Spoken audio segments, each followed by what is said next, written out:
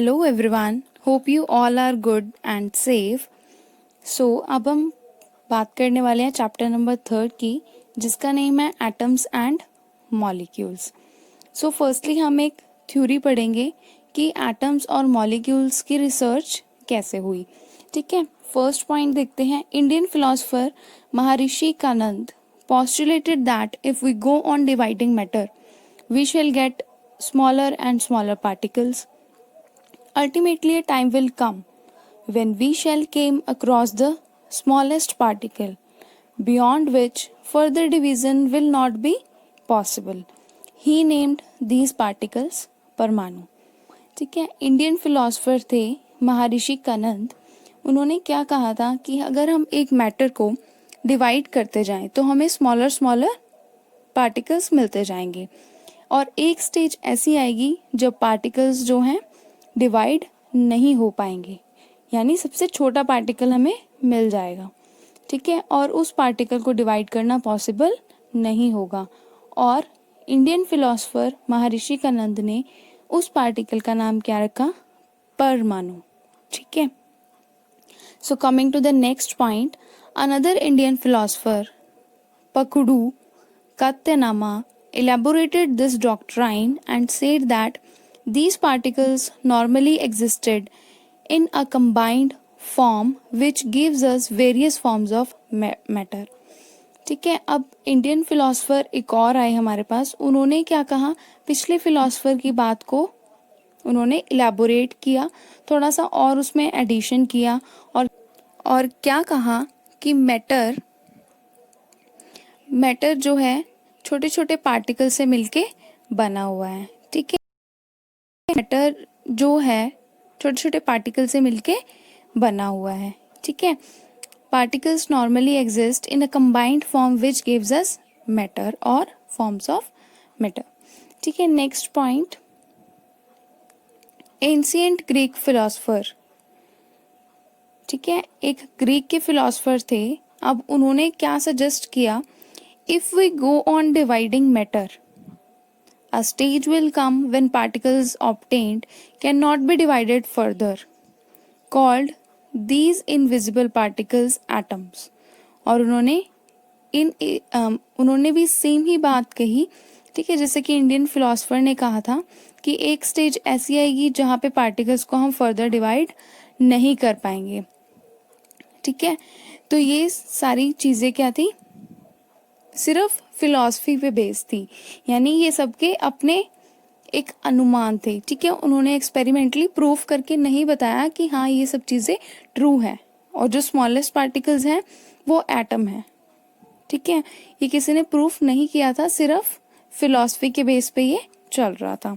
ठीक है, सो जो ग्रीक के फिलोसोफर थे उन्होंने परमाणु को, यानी जो सबसे स्मॉलेस्ट पार्टिकल था जिसको हम फर्दर डिवाइड नहीं कर सकते, उस परमाणु को उन्होंने क्या कहा? एटम। ठीक है, लेकिन ये सब चीज़ें क्या थी? सिर्फ फिलॉसफी पे बेस्ड थी। सो 18th सेंचुरी तक कुछ भी ऐसा नहीं हुआ था, कोई भी एक्सपेरिमेंटल प्रूफ नहीं था। लेकिन 18th सेंचुरी के एंड में, ठीक है, साइंटिस्ट ने क्या रिकॉग्नाइज किया कि एलिमेंट्स और कंपाउंड्स के बीच में क्या डिफरेंस है। ठीक है, उनको वो चीज़ पता चली धीरे धीरे कि एलिमेंट्स और कंपाउंड्स में क्या डिफरेंस है, और उनको ये जानने में और ज़्यादा इंटरेस्ट हो गया कि एलिमेंट्स जो हैं क्यों कंबाइन करते हैं। ठीक है, एक मैटर क्यों बनाते हैं या फिर कंपाउंड क्यों बनाते हैं, and what happen when they combine, और जब वो कंबाइन होते हैं तो क्या होता है। ठीक है, तो ये सारी चीज़ें हम लोग पूरे चैप्टर में पढ़ेंगे कि why element combined और what happens when they combine. So, mister Antoine जो कि एक साइंटिस्ट थे, उन्होंने हमें लॉज बताए केमिकल कॉम्बिनेशन के, यानी जब भी कोई केमिकल रिएक्शन होती है तो कौन से 2 लॉज हमेशा फॉलो होते हैं। यानी जब भी कोई केमिकल रिएक्शन होती है, कोई भी केमिकल चेंज होता है, केमिकल चेंज और केमिकल रिएक्शन जो है सेम थिंग है। ठीक है, तो 2 लॉज कौन से थे? Law of conservation of mass and law of constant proportions. ठीक है, ये आपके एग्जाम पॉइंट ऑफ व्यू से भी इम्पॉर्टेंट है। लॉ ऑफ कंजर्वेशन ऑफ मास आपसे इसकी डिफाइन पूछी जा सकती है। सो पहले फर्स्ट हम देख लेते हैं लॉ ऑफ कंजर्वेशन ऑफ मास। ठीक है, यहाँ पर आपको एक डायग्राम दिख रहा है। ठीक है, इस डायग्राम में क्या है, मैंने एक बीकर लिया। ठीक है, बीकर के अंदर मैंने लिया Na2SO4 सॉल्यूशन।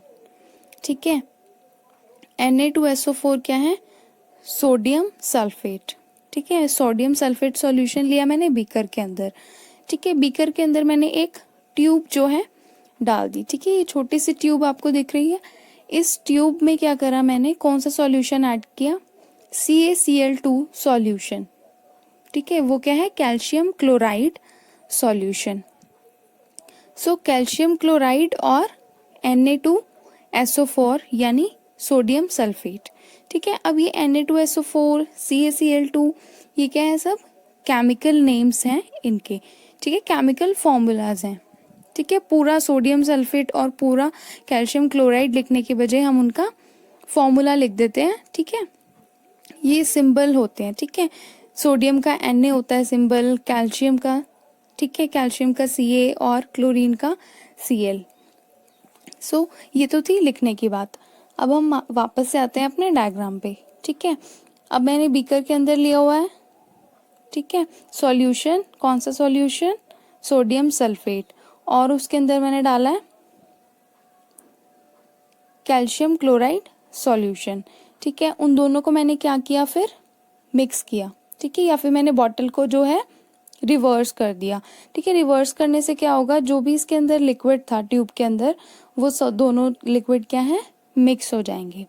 ठीक है, दोनों लिक्विड मिक्स होंगे तो यहाँ पे मुझे क्या मिलेगा, CaSO4 वाइट प्रेसिपिटेशन इन NaCl सॉल्यूशन।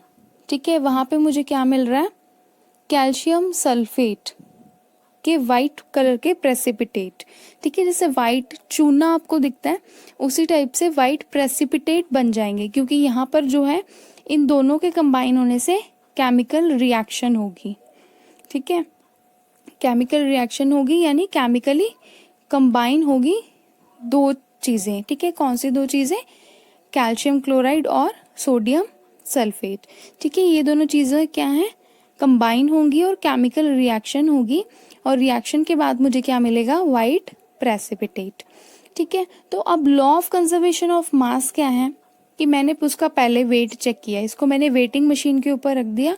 तो पहले वेट क्या था, 300.23 ग्राम्स। ठीक है, और फिर मैंने रिएक्शन के बाद जो है वेट चेक किया, यानी जब मुझे नई चीज़ें मिल गई। ठीक है, वाइट प्रेसिपिटेट मिला मुझे। ठीक है, और NaCl का सॉल्यूशन भी मिला। ठीक है, तो दो मेरे को नई चीज़ें मिल गई। ठीक है, और अभी भी वेट क्या है, 300.23 ग्राम्स, यानी वेट जो है रिएक्शन से पहले दोनों चीज़ों का कंबाइंड वेट और जो हमें बाद में मिल रहा है प्रोडक्ट, उस प्रोडक्ट का वेट क्या है, हमेशा सेम रहेगा, कंजर्व रहेगा। ठीक है, so law of conservation of mass states that mass can neither be created nor be destroyed in a chemical reaction. So law of conservation of mass क्या कहता है कि मास को हम कभी भी क्रिएट नहीं कर सकते, यानी किसी भी चीज़ का वेट हम क्रिएट नहीं कर सकते और ना ही उसके वेट को कम कर सकते हैं एक केमिकल रिएक्शन जब हो रही है उस टाइम पर। ठीक है, अब अगर मैं यहाँ पर ये वाली स्टॉप कॉक ना लगाती या इसके बीकर के माउथ को कवर ना करती, तो हो सकता था कि कुछ गैसेस जो हैं वो यहाँ से निकल जाती। ठीक है, गैस निकल जाती तो यहाँ पर मुझे वेट कम मिलता। ठीक है, लेकिन हमने क्या है, स्टॉप कॉक लगाई है, तो हमें वेट जो है सेम मिला। ठीक है, वेट जो है कभी भी हम क्रिएट नहीं कर सकते और ना ही उसको कम कर सकते हैं केमिकल रिएक्शन में। ठीक है, तो दोनों साइड पे यानी रिएक्टेंट्स और प्रोडक्ट्स दोनों साइड पे क्या है, सेम वेट रहेगा। ठीक है, ये थी इसकी definition, law of conservation of मास। ठीक है, तो आप क्या है, ये डायग्राम ड्रॉ कर सकते हैं इजीली, यहाँ से क्लैरिफाई हो जाएगा कि वेट जो है सेम रहता है, मतलब कंजर्व रहता है मास ड्यूरिंग अ केमिकल रिएक्शन। ठीक ठीक है। अब ये रिएक्टेंट्स बोला है मैंने इसको और इसको प्रोडक्ट्स बोला है। ठीक है, रिएक्टेंट्स वो होते हैं जिनको हमें केमिकल रिएक्शन में कंबाइन करना होता है। ठीक है, इन दोनों को मैं रिएक्ट करूंगी तो मुझे ये दोनों प्रोडक्ट्स मिलेंगे। ठीक है, यानी ये दोनों कंपाउंड्स मिलेंगे।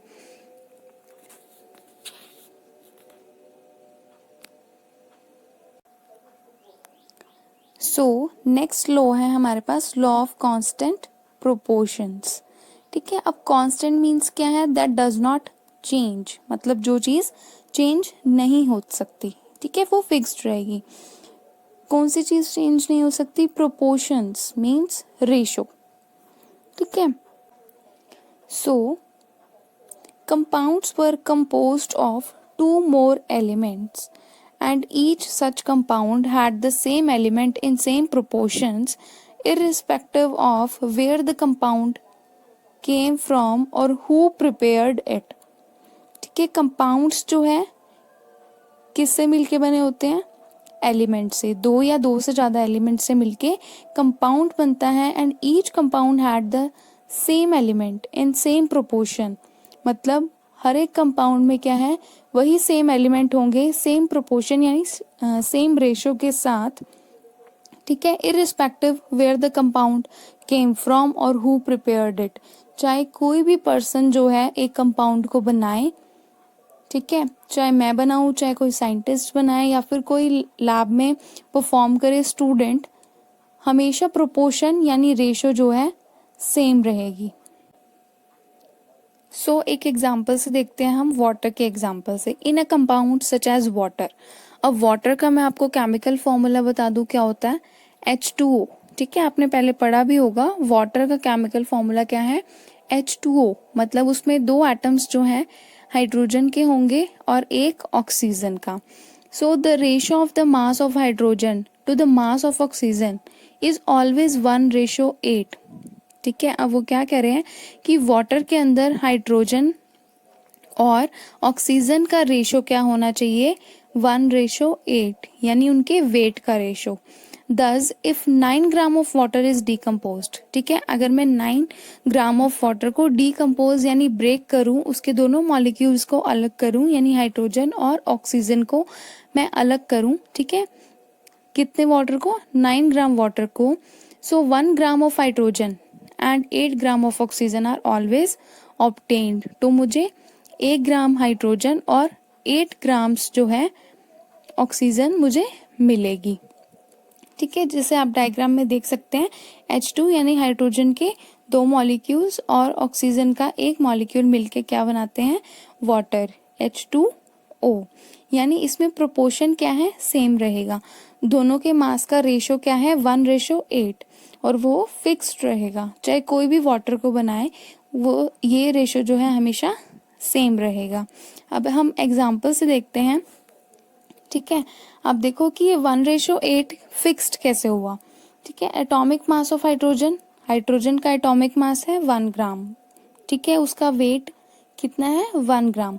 अब एक एटम, किसका एक एटम? ऑक्सीजन के एक एटम का मास क्या है? 16 ग्राम। तो दोनों का मैंने रेशो लिया।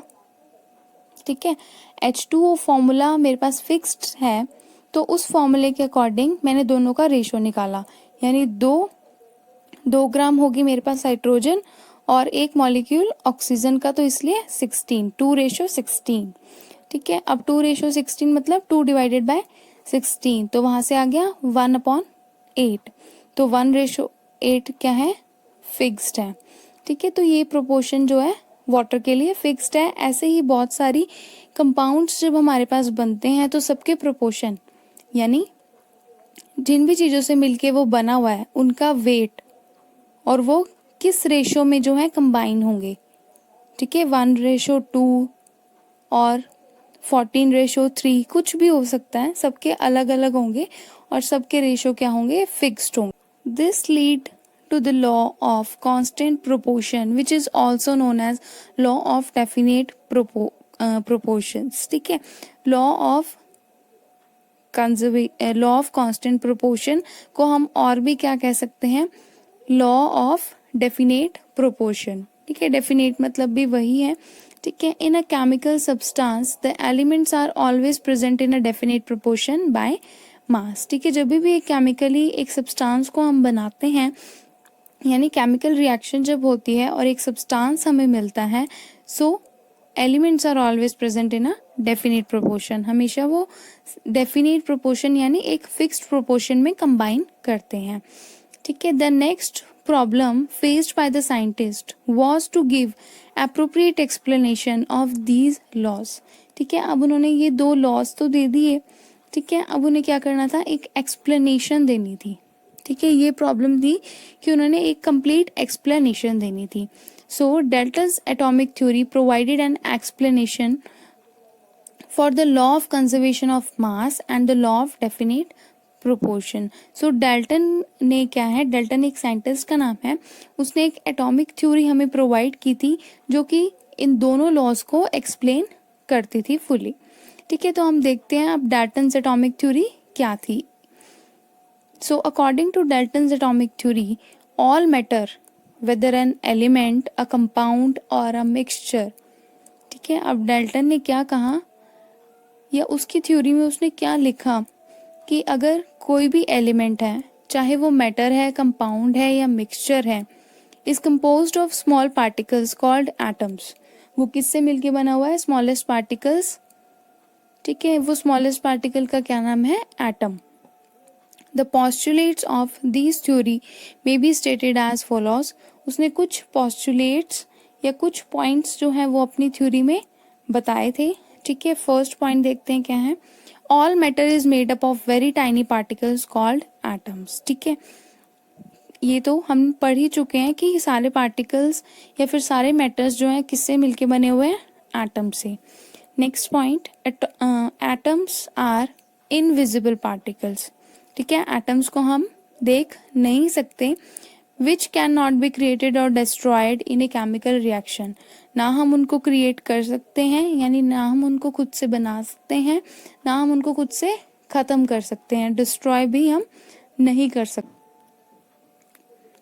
सो ये लॉ कौन सा था, लॉ ऑफ कंजर्वेशन ऑफ मास, यानी ना तो हम एटम को क्रिएट कर सकते हैं ना ही डिस्ट्रॉय कर सकते हैं।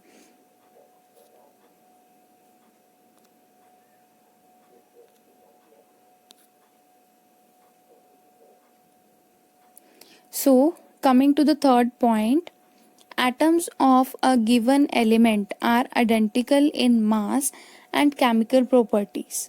ठीक है, एक एलिमेंट के एटम्स जो हैं आइडेंटिकल होंगे यानी सेम होंगे इन मास, मतलब सबका वेट सेम रहेगा। अगर मेरे पास हाइड्रोजन के वाटर में मेरे पास हाइड्रोजन के दो एटम्स हैं, ठीक है, तो दोनों एटम्स का वेट सेम रहेगा। अगर एक हाइड्रोजन एटम का वेट 1 ग्राम है तो दूसरे का भी 1 ग्राम होगा। ठीक है, और उनकी केमिकल प्रॉपर्टीज भी सेम होंगी। ठीक है, atoms of different element have different masses and chemical properties. ठीक है, अलग अलग एलिमेंट्स के, ठीक है, अलग अलग एलिमेंट्स के जो एटम्स हैं उनके मास, ठीक है, उनके वेट जो है अलग होंगे और उनकी केमिकल प्रॉपर्टीज भी अलग होंगी। जैसे कि हाइड्रोजन और वाटर जो है अलग अलग एलिमेंट्स थे और दोनों के वेट क्या हैं, अलग अलग हैं। हाइड्रोजन का 1 ग्राम वेट है और ऑक्सीजन का 16 ग्राम वेट है और दोनों की केमिकल प्रॉपर्टीज भी अलग हैं। ठीक है, तो फिफ्थ पॉइंट देखते हैं, atoms combine in the ratio of small whole numbers to form compounds. ठीक है, कंपाउंड्स को बनाने के लिए एटम्स जो है कंबाइन करते हैं एक रेशो में। कैसी रेशो में, होल नंबर रेशो में। ठीक है, जैसे है 1:2। ठीक है, 1:2 क्या है, होल नंबर रेशो है, यानी ये फ्रैक्शन में नहीं हो सकती। या मैं कह दूं हाफ मॉलिक्यूल जो है हाइड्रोजन का हो और 2 मॉलिक्यूल किसके हों, ऑक्सीजन के। ठीक है, तो ऐसे फ्रैक्शन में रेशो कभी भी कंबाइन नहीं करेगी। कैसे रेशो कंबाइन करेगी, होल नंबर्स में। ठीक है, सो नेक्स्ट पॉइंट पे आते हैं, the relative number and kinds of atoms are constant in a given compound. ठीक है, नंबर ऑफ एटम्स या फिर कि जितने भी टाइप्स के एटम्स हैं वो हमेशा कांस्टेंट रहेंगे एक कंपाउंड के अंदर, यानी फिक्स्ड रहेंगे।